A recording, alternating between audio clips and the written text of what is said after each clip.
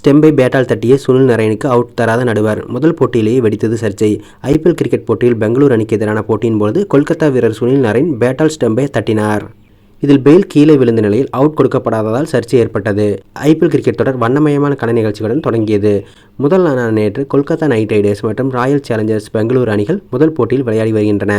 இந்த மேட்சில் டாஸ் வெற்றி பெற்ற பெங்களூரு அணி பவுலிங்கை தேர்வு செய்தது.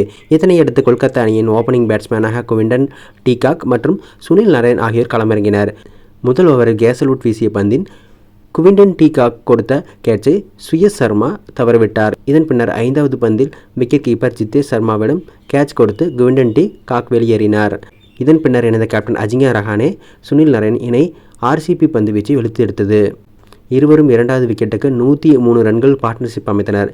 இந்த போட்டியின் போது 7வது ஓவரை ராஷிக் சலாம் வீசினார். இந்த ஓவரின் 4வது பந்தின் சுனில் நரேனின் தலைக்கு மேல் சென்றபொழுது அம்பையர் அதற்கு வெயிட் கொடுத்தார்.